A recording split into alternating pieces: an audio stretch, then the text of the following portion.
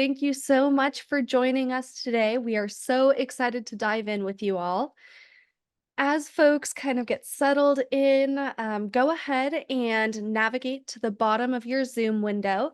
Today, we'll be using the chat function to answer your questions. So, just to practice, get used to it. Go ahead, go to that Zoom window, click to everyone under who can see your chats. I specifically ask that because when you ask your questions today, Noose and Verl will be answering it. And if you set it to just hosts and panelists, it looks like we're talking to ourselves. So make sure you set it to everyone so people know what the questions are. We can kind of share our knowledge and all that good stuff. All right. Oh, and it looks like we have someone from Leonard. Very nice. Uh, let's see. To get kind of used to the chat box, go ahead and let us know in the chat if you've done a mole day celebration in class before. So is this something you've tried out? I know I heard News telling me about pixie sticks as kind of an example. Maybe he'll explain a little bit more. Yeah, I have an experiment that I used to do called eat a mole. Eat 'em all. Yeah, and they would have a mole of water, and they would figure out the moles of sugar and pixie sticks, and you know, yeah, Very cool. Let's see. I see guacamole day. That's fun.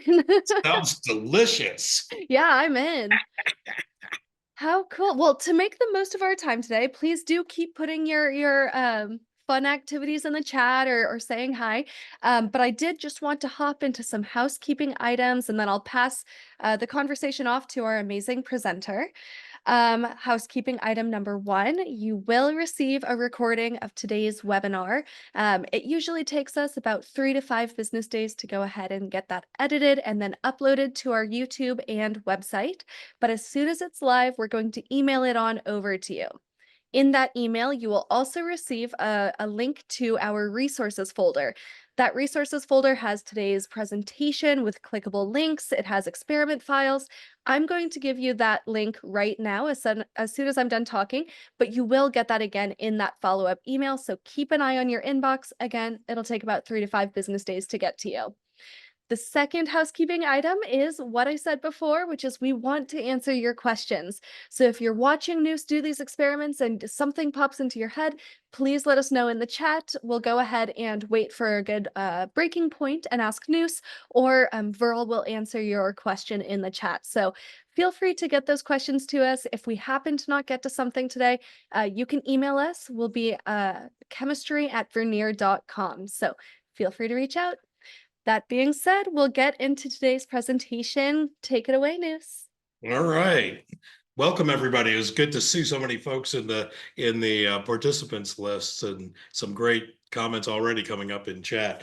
My name is Nernst Hisim, and I'm a chemistry specialist here at Vernier. And we thought, let's do something for Mole Day, but let's at least, see if we can get the value for Avogadro's number. So we're going to do that, and we are going to look at another experiment. And I have 45 minutes, so I have three things planned because I always over planned when I taught. But we'll talk about them, and you do have sample data, so I will provide that if you have questions or you want to try some of that stuff yourself. So let's take a look at what's going. Well, first, a little bit of just who are we. My name is Nernst Hisim. I taught chemistry and physics in Maryland for 34 years. I'm a chemistry specialist here, using technology to teach chemistry. I'm also tech support. If you have a chemistry question, there's two of us in the chemistry group, and you're likely going to get me, or you got a 50% chance, or Melissa, to answer questions directly related to chem. But we're also here to help you with Vernier equipment, a lot of questions these days about how to connect to Chromebooks and that kind of thing. Also, writing curriculum. I've had the privilege of writing some lab manuals for Vernier. We did a food chemistry lab manual when I first came here in 2016. Wrote a forensic chemistry experiments lab manual that's become very popular. We released it a little over a year ago, and that's been a lot of fun. And we're working on a new lab manual, so I'll tell you about that in a bit. Verl is a educational technology specialist. He is our TI guy. Now, many of you may know that Verl Vernier has been in a relationship with Texas Instruments for 30-ish years. Certainly the 90s is when I got my first CBL and my first 83. And so, we Verl and I are kind of the older users, although he's way more proficient with the issues that come up. And so, yes, you can use our sensors, even our newer GoDirect sensors. Not all of them, but a lot of them can be used with TI calculators. And if there's a question about how to do that, the answers is probably going to come from Verl. So let's take a look at what's going on. I love help coming up with different ways to share how to use Vernier equipment in your classrooms or laboratories. And so we have kind of felt like we need to pay more attention to college. And so we are looking at green chemistry principles because ACS is big on this, and but also how do we take some activities that might be a little higher level for high school and apply those to college. So I'm going to talk today about three activities. We're going to get a value for Avogadro's number. We're going to look at the electrochemical series, and we're going to talk about the Nernst equation. So those are the uh, the main overall themes of what we're going to do today. We're going to hit a bunch of stuff. We're going to use, and so I put this in the but we're going to see all this in a minute. But if you have any questions, please don't hesitate to shoot them over there. Verl is going to try to get the questions. If they're chemistry related, he'll probably shoot them over to me. Let's take a look at Avogadro's number. How are we going to do that? What we're going to do is we're going to electrolyze a solution of magnesium sulfate. This is the green part of the activity with copper and zinc strips. And we're going to monitor the current going through the solution, but we're also going to measure the change in mass of the copper strip. And then hopefully we'll get a value for Avogadro's number. We'll definitely get a value. I'll be curious to see how it comes out. Let me show you the setup here. Here is the equipment, and here is graphical analysis, kind of ready to go. And so this is a constant current sensor. And what I'm going to do is I'm going to run current through a copper and zinc electrode. And let me talk about those. So I don't know how many of you, if you're college, you might, what's happening? Noose will stop if it happens again. Okay, what did I do? No, there's just an audio glitch there. Everything's going good. We'll let you know if it happens again. Yeah, let me know because I don't pay attention to too much stuff. You just jump in there and say, "Hey, news, nobody can hear you." But anyway, I don't know if you're familiar with a company called Microlabs. John Amond in Montana has been running this company for probably about as long as Vernier has been around.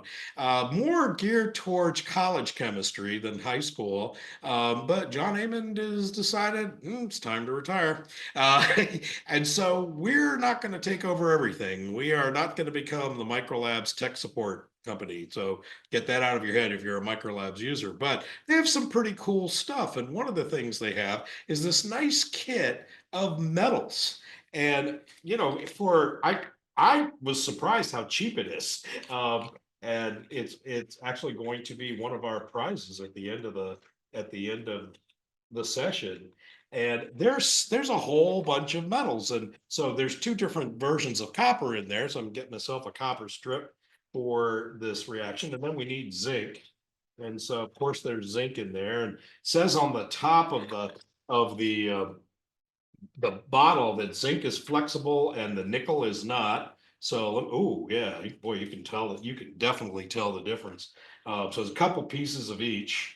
So let me get the zinc out, and I'm going to put everything back in the container because otherwise I'm going to have a huge mess here. Comes with a couple of pieces of sandpaper. I'm partial to cleaning my electrodes with steel wool, so that's what I'm going to do.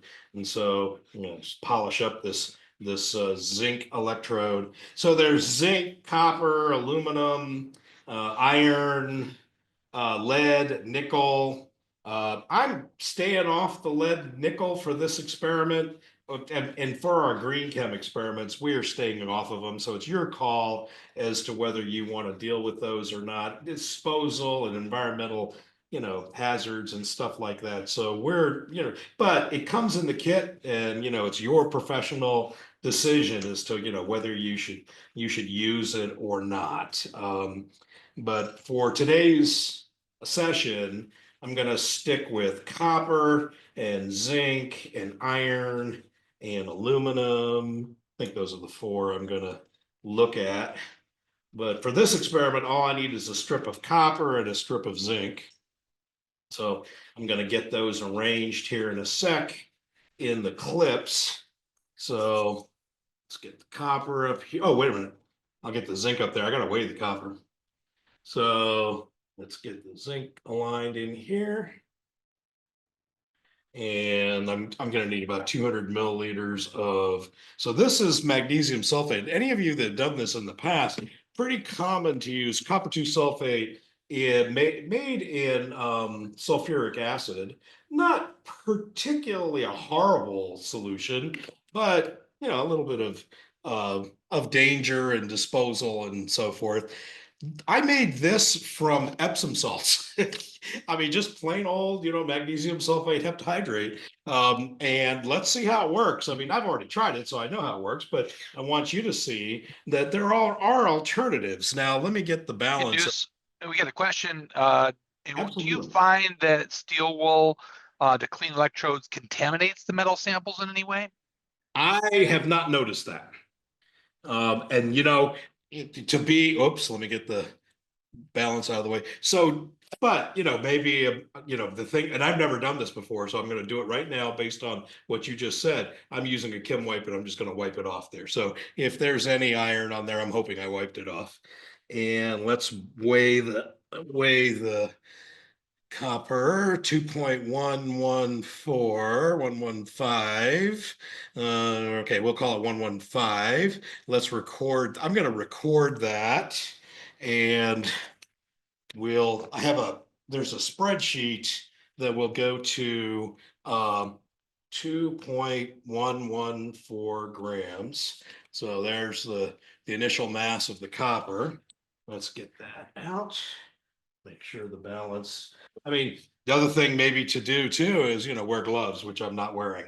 Yeah, because you might change the mass of things. What I'm going to try to do is get these to hang about the same depth into the solution. Let me get the balance out of the way. So yeah, we can connect a no-house balance to a LabQuest, and it's sometimes handy when you're doing a presentation. Let me connect the sensor. I've got the constant current sensor here. Here it is, CCS. I'm going to connect it by Bluetooth just because I want to impress customers. We could plug it in with a USB cable, but we don't necessarily need to do that right now, and one less wire running around. What I'm going to do is the experiment says to run this thing for 180 seconds. So that's 3 minutes. So I'm going to shorten the duration. And it says to do it at 0.1 samples per second, if I remember correctly. And so 10 readings, 10 seconds per sample. So there we go. That's ready to roll. And let me turn the big meter on so you guys can see what's going on. And it's pretty close to zero. Let me see if I should touch those two together and make sure it's reading zero to start with. Oops, doesn't give me a zero option on this sensor. Okay. All right. So we're ready to roll. What we're going to do is we're going to get this in there and then get that current adjusted to about 0.35 amps. So let's do that. Try to get them to go down in the solution and not hanging around on the sides of the beaker. And so now let's start collecting data and get that current up to 0.35. Why is it not reading? Should be. It's on, it's plugged in. All right, why are you making me look bad here? There it goes.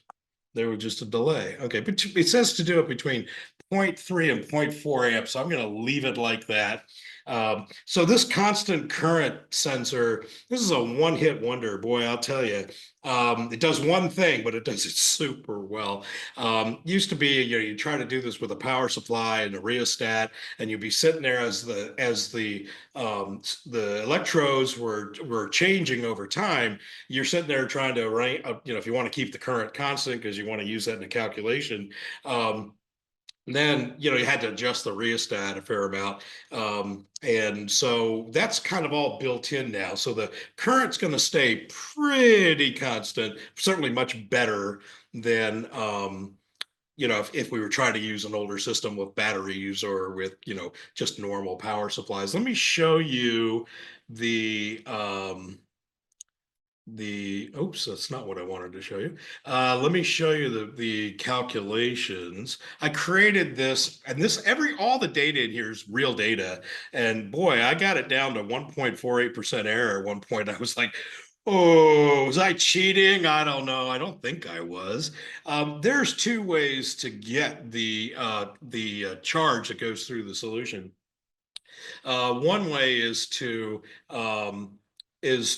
just measure the current, the average current, and then multiply it by the time, as you might do. The other possibility is to use the integration function that's built into graphical analysis. So we can try both and see how they affect the value. So what was um, my my copper was 2.114.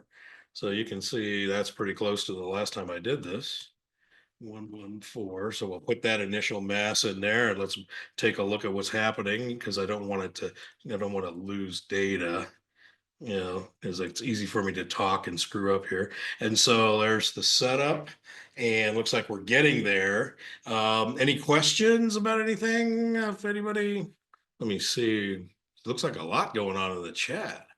This is great. Yeah, I'm trying to avoid getting the clips into the solution because what happens is they get rusty and ugly and stuff like that. So I'm trying to avoid so that's one reason why I arranged them the way I did. I love the electrode support because it allows me to move the electrodes up and down, at the same time. Okay, it's done. Let's pull this out. Another reason to pay attention on, so we don't, overdo it there. Copper's coming off of that electrode, so let's dry it. Hey, News, a question if you can zoom into the setup a little bit more with the I camera. don't know if I can. That's a good, I think the software does allow you to do that. Let me see if I can figure out how. Let me see if I can move the camera so you can see the setup better. Yeah. Let me see if I can back out a little now because I had never tried that before. That's a cool suggestion. Let me see.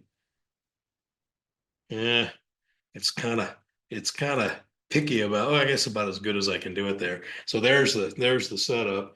What I'm doing is I'm taking the piece of copper and I'm drying it off. By the way, the other thing that to point out to your students is notice the solution. Let me get a piece of paper on there. Is turned blue. So, if you're writing the half reactions for the oxidation and reduction, then, what's going on here? Well, we're making copper ion. And so, all right, let's weigh this piece of copper. All right. I am on a regular table here, not a decent weighing table. So a little bit of motion here definitely screws things up. Let me put that on there and then leave things alone for a second. 2.088. I think we can agree that's probably pretty good. 2.088. Let me go back to my table. 2.088. All right. And so now let's use the integration function.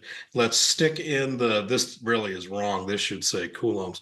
But let's go ahead and put in the charge. So for the whole thing, what we can do is we can use the integration function that's built into graphical analysis, and then there is the charge 71.173 amps times seconds, right? Coulombs per second times seconds. And so that's why my table needs to be updated, but that's all right. 71.173. So let's see, 71.173, the moment of truth. Oh, oh. Oh, you know what? That's the wrong place. There we go. Here it is right here. 71.173. All right. Ooh, less than 10%. I don't know. Yeah, that's yeah. So I definitely did not meet the standards I had set for myself. I think I was telling people today, Now the other option, if you want your students to calculate everything, then what you can do is don't tell them about the integration option. Let's turn that off. And what you could do is have them just, there's not much going on here at the beginning. So what you could do is highlight this part of the graph and then just do statistics. That's 170 seconds and the mean current was 0.407. So you can have your students do it that way, right? You can go in there and put in, I think it's down here. So the average current, what was that? It was 0.407 and the time was 170. And so let's compare. Whoa, now that I don't know. Do you trust me? That's 3.58% error. And so, boy, I don't like that. I hate it when we can fudge we're not really fudging the numbers or anything, but it does seem a little bit interesting. But yeah, that's accounting for most of the current that went through the cell. So you can make some arguments about, there was probably a little bit of something going on in here too. So thoughts, questions, concerns? Yeah, what I did was I'm using a version of graphical analysis that's called the Pro version, and one of the nice things is I noticed Verl had put the final mass in there. With this version of graphical analysis, you can insert a notes field, and you can put things in the notes field that you want to follow the data, right? So you can put in there, the initial and final masses and stuff like that. So you can do the initial mass of Cu equals 2.14 grams. This option, final mass of Cu equals 2.088 grams. Having this notes field does require the pro version of graphical analysis. So what I did was I put the code for the rest of the year in the presentation. So you can use this. You can use it with your students. This works for anything: iPad, Chromebook, computer, watch your phone. I wish we had a watch app, but we don't have a watch app. But if you want to put that into your copy of graphical analysis, it'll be good till the end of December. And you're welcome to try the features of graphical analysis pro. I'm going to use another feature here in the second experiment. I had a But question for you, Noose. Do students think it's magic, or do they understand how the number was determined? so I would not give them the spreadsheet at all. This is for you and me. I had a spreadsheet where students would bring me their numbers and I would say, you need to check your calculations. But I wouldn't give them the spreadsheet. No, because then it's magic. Then it's like, well, how did you get from here to here? I want them to show me that they took the current, they multiplied it by the time, they got the charge through the solution, that Faraday, 96,400 moles, electrons per, or pardon me, coulombs per mole. And then you've got your copper, the change in mass. So that how many moles of copper times 2 for the number of moles of electrons. I mean, I want them to do the calculation. So Yeah, so right here, question, how do I get Avogadro's number? Let's get the good one. 6.2 times 10 to the 23rd. I don't know, boy, I don't know how I got that. But that's if you get the spreadsheet, and the spreadsheet is in the folder that Dylan shared with you. Then you can look up how the cells are working and how the calculation. So I don't want to spend too much time, but it's all there, and you guys are welcome to use it however you'd like to use it. But I'm not sure. I mean, I never gave these to my students. I had these for every complicated experiment.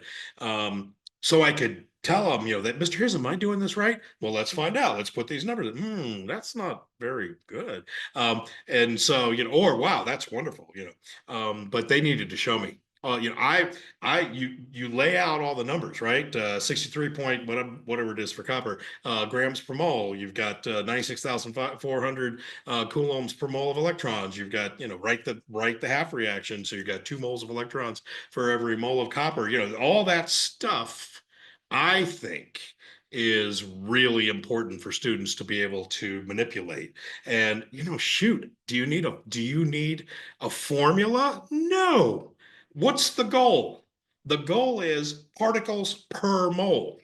That's the goal. And so what are the particles? In this case, electrons. So, they can manipulate the units and do unit cancellations to do the calculations. That's the way I taught it. I don't like formulas. I mean, having said that, I did use the Nernst equation in the second half of this presentation, but that's another thing. So anyway, please write to me. Let me know what you think. Try it with your students. It's just super simple, and you notice I'm using Epsom salts, copper, and zinc.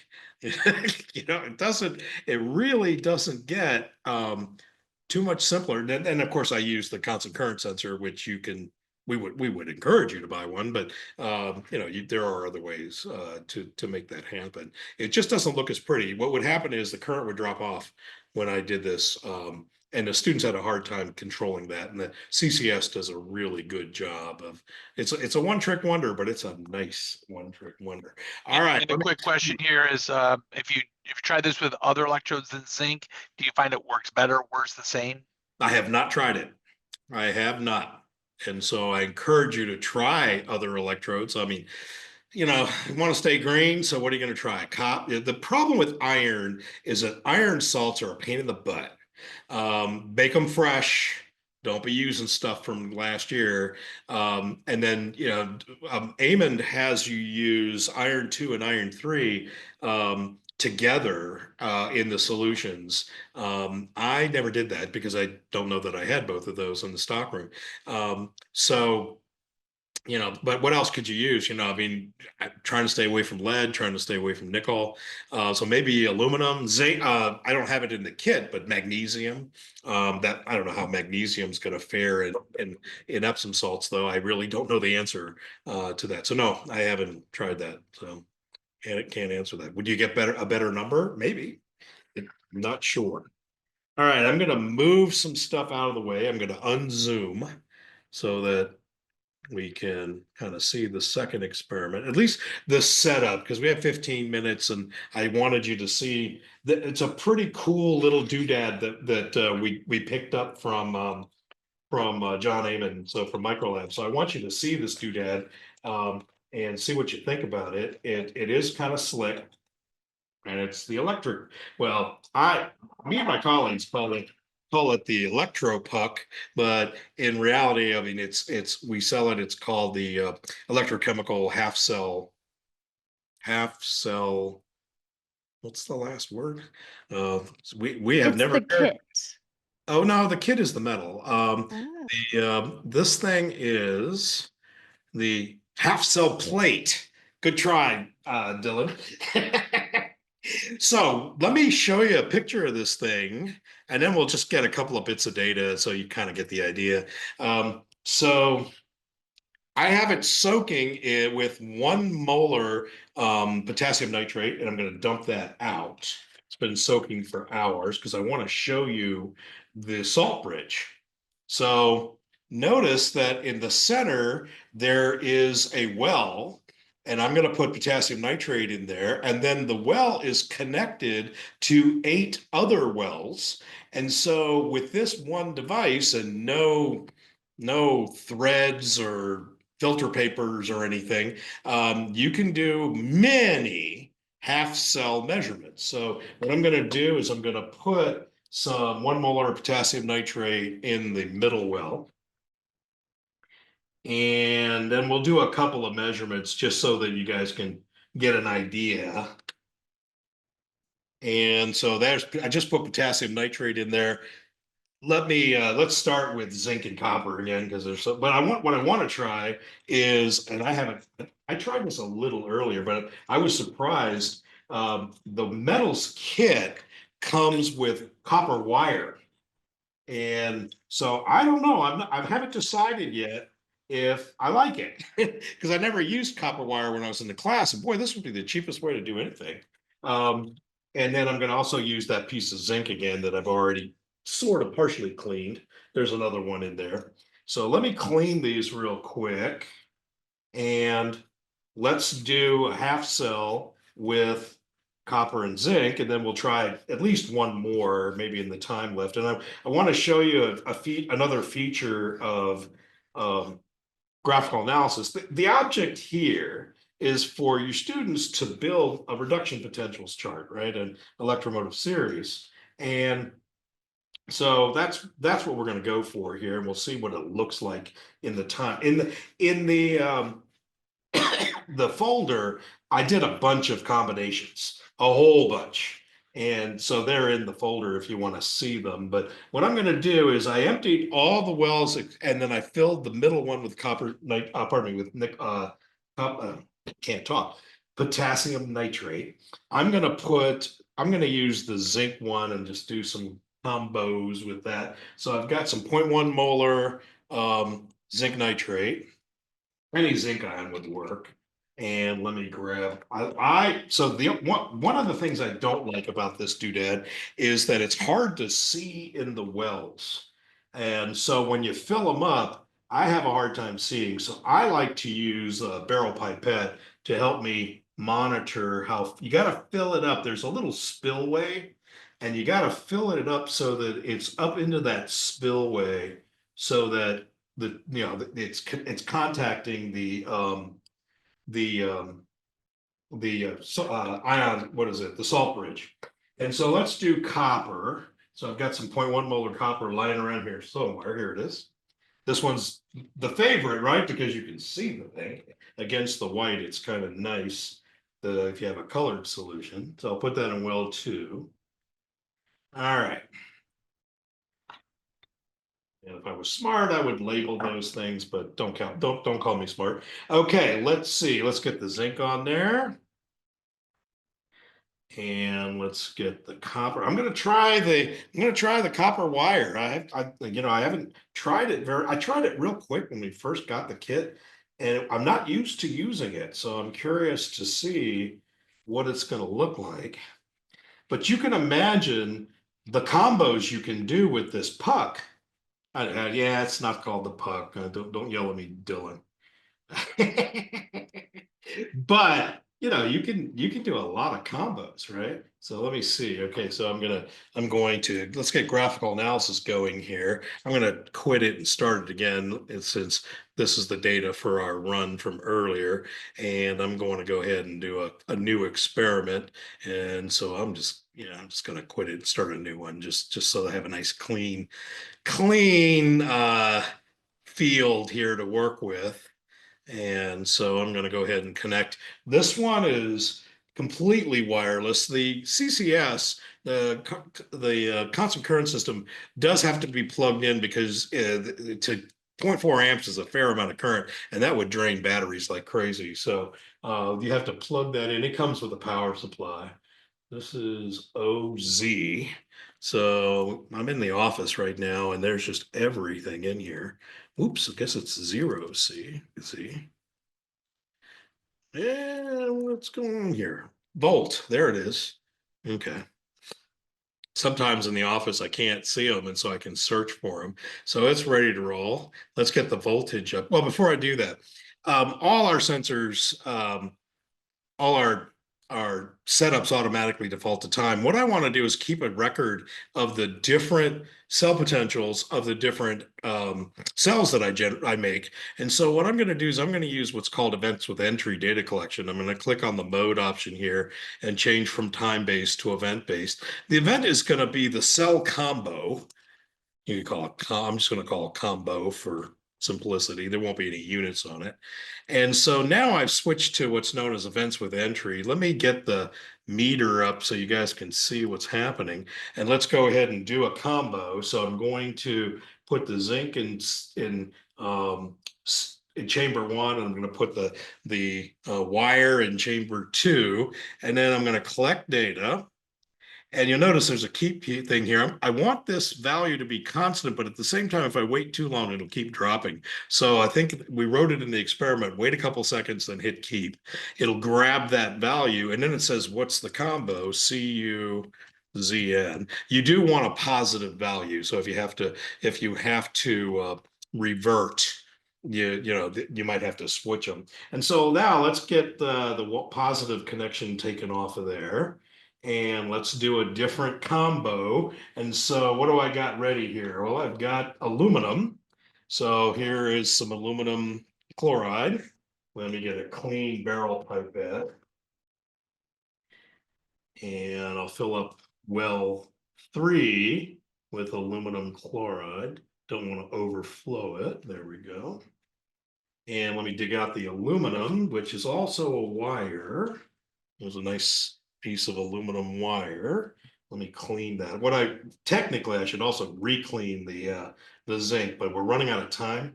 So I'm going to go ahead and just jump ahead here and get a value for this combo. So this is zinc and aluminum. So let's keep that. Zinc and aluminum. Not being very careful about, what order here. Now let's do aluminum and copper. Isn't that great? Oops, bass backwards. Let's swap them out here. I mean, that's just kind of slick. Okay, there's aluminum and copper. Did I do that? Let me aluminum and copper. I'm not being real careful about the order here, so you guys are welcome to bust me on that. And then let's do aluminum. We did aluminum, zinc, aluminum. We did all the combos, right? So let me disconnect those. Let's get the iron in there. I just used iron. What did I use? Iron 3 sulfate. I think it's what we had in the stock room. I didn't see any iron 2 back there. I know we do an equilibrium experiment with iron, but I couldn't see it in the stock room. So, all right. So once again, a nail. I don't know if these are galvanized or not. I really don't. I thought about asking that question and I never asked it. So definitely, magnetic, but whether they're also galvanized or whether using the sandpaper or the steel wool will take off the surface, I'm not sure. So I've got the iron and the iron 3 chloride. Move the puck around here. Let's do iron and zinc. Okay, there's a number. Iron and zinc. I just love the utility of being able to just bounce these around. Iron and copper. Oops. After a while, students will notice, wait a minute, what does that happen with copper so much? Remember we're looking for an electrochemical series discussion. And boy, they're going to see it pretty easily here. Is this going to match up with the cell potentials? What was this? This is aluminum and copper. No, it's not going to match up with the reduction potentials chart. They'll line up. They'll line up in the right order, but they won't. The voltages won't line up. We just can't get that to happen. Aluminum and iron. Swap those out. Why do you have to swap them out? What a great discussion. You can look at the cell potentials for the reduction potentials for them. And oh, this is just a great activity. So if you want to try this, what did I just do? I just did aluminum and iron. If you want to try this, pretty straightforward. Yes, you can do this. There's other ways. I mean, when I was in school, I used to do those little plastic micro or small well plates, the plastic well plates. But then you've got, salt bridges that you have to move around and things like that. This is really, really nice because it's kind of quick and dirty, and you just kind of, jump around, let the kids make the combos, and then write, what you would want. If it was me, pre-lab would be you give them a set of metals and you say, write all the combos, half cells to get positive cell potentials, and then they'll figure out which ones have to oxidize and which ones have to reduce. And then they would develop that and then measure it and see how that comes up with their measurements. So it's a thought. Okay. Yeah, I think so too, Patty. I really do. I think it's kind of cool. So the bar graphs that you're seeing are coming from Graphical Analysis Pro. So if you want to try this on your own, even with an experiment you might already be doing, and you want to use graphical analysis, you do need to pro it up to get the bar graphs. If you don't, you'll get dots. And you can connect the dots, but it's just not very pleasing. This way, it makes it very, very easy to compare, each one of these. And I just think that's kind of a neat thing that's part of Graphical Analysis Pro. So that's something that, you might want to consider. And then we have that free version that I just gave you, so you can try it and see what you think. Not much time. Let me bring it up real quickly here. Nernst equation. For all you Nernst people. I put it somewhere. Where did I put it? I put it in documents, and I put it in Mole Out of Fun, and there it is. Okay. So plot a series. We suggest a dilution series of copper solutions from 1 molar down to 10 to the minus 4 molar, and have the students do that against zinc. And you're using 1 molar zinc solution. So what you do is when you plot it raw, it looks like this. Okay, it doesn't look like anything. It looks, kind of a weird plot. You connect the dots or whatever.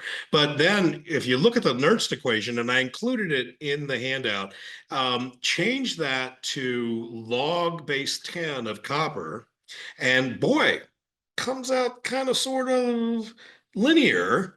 And what you can do, and by the way, all of this is happening in graphical analysis. So you don't have to export to Excel. I mean, if you like Excel or Sheets, knock yourself out, but you don't have to. And so there is the plot, slope and y-intercept. Go back and pull up the Nernst equation and match that up with the Nernst equation and use it to calculate the concentration of an unknown copper solution using the Nernst equation and electrochemistry rather than Beer's law. So the goal is to understand, the log Q of copper over zinc, and how does that set up, and you get to use Faraday's equation and all that. So it's a kind of a neat thing. And I did this data with the puck, and I had copper solutions all around the edge, and I used zinc as my 1 molar zinc, 1 molar copper, and then I dropped it by, it was a series of dilutions by factors of 10. And so that's how I got these concentrations. So you can kind of see, let me make it bigger so you can see it better. But that's how I got the values. It turned out to be tremendously simple. What was challenging was understanding how to get it to be linear. That's where the kids are going to have to look at the Nernst equation to figure that out. So if that's something you're teaching, this might be a nice little extension to cell potentials, and electrochemical series is to extend it into the Nernst equation if that's something you're teaching. AP chemistry teachers, It's not in the curriculum. After the second audit, they took it out. So just be aware of that. But I still had the kids look at it because, it's got some good applications of things. So we are out of time. Dylan, you're supposed to yell at me. If you have any questions, please don't hesitate to let us know. Chemistry@Vernier.com is probably the fastest way, but we have a chat feature on our website. You can email us, you can call us. And Dylan, you still there? Is she awake? All right, because Sorry. we have for one of you 40 people. Wow. Mhm. For one of you, Dylan is going to do a random thing, and you will win a Go Direct voltage probe and an electrochemistry metals kit so that you That's right. do these experiments. So, Dylan, I'm going to leave it to you. Who won? Absolutely. So I went ahead and entered everyone's names into a random name generator to choose today's giveaway winner. And the winner is Alice Thomas. So congratulations, Alice. I have your email here, so I'm going to email you to get your information to ship these off to you. But hopefully, you give this experiment a try and let us know how it went. No, I would love to hear it. Anyone else is doing any of this, I would love to hear it. Like I said, it's in the folder. Dylan shared the link, and if you need it, just shoot me an email and say, "Hey, News, I didn't get the link," or you'll get it with the when the video is ready. Okay, so we ran a little over, folks. I appreciate your patience. I hope this was of use to everybody, and I'm looking forward to hearing how people are using this. So thank you so much. Have a great rest of your day, y'all. Thank you.